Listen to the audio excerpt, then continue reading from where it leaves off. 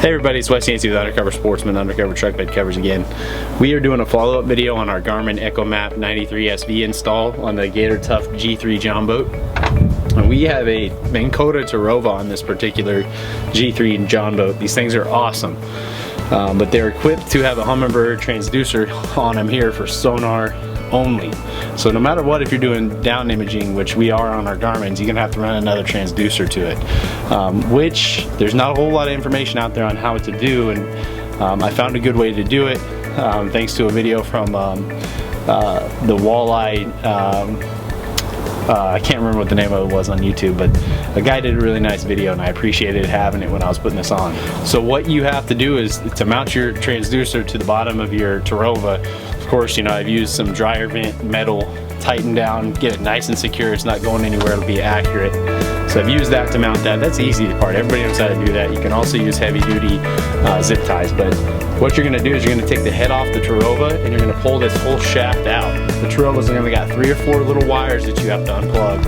And then you pull the whole shaft out carefully through this little knuckle here. Once you get it out, there's a flat spot in the shaft. You just run your cord up through it, zip tie it at the very bottom, zip tie it tight at the top, and then run some waterproof silicone up that flat spot. Let that sit for a day or 2 even. You don't want to get on the water and have it get all nasty and gunky, or you'll be cleaning it up and redoing it. So come with me, I'm going to show you how I'm going to go through and do this. This should take me less than an hour, maybe difficulty out of 5 out of 10. So we're hoping for a smooth install. I'll let you know if I run into anything on the way. Alright guys, so we took the head off of the trolling motor, we took the shaft out all the way, and we ran our transducer cord all the way up this flat spot on this shaft of the Terrova.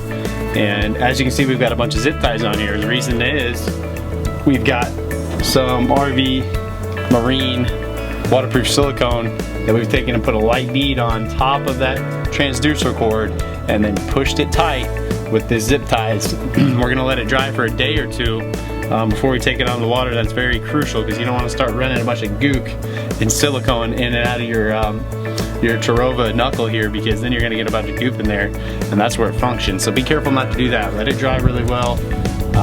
And then come through and cut all the zip ties off. So that's really it, guys. Once you do that, the next step is running all this wire.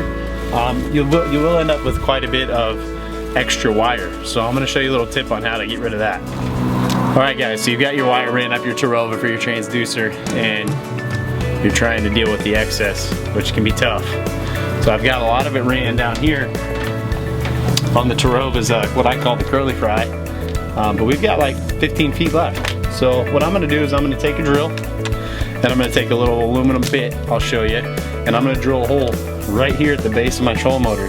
That way this extra cord can run straight down into my boat, and then I'm going to take a front panel off, feed it back up, and be done.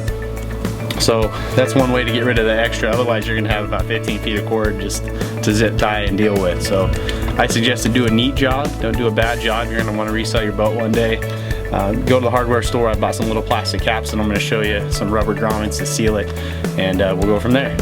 Before I tuck this wire back in the console, I made sure to zip tie it all together. That way I don't have a bunch of excess wire running around. So now I've got it nice and clean and zip tied together. I'm going to go ahead and put it back under there, complete it, put the faceplate back on, and then I'll show you the finished goods.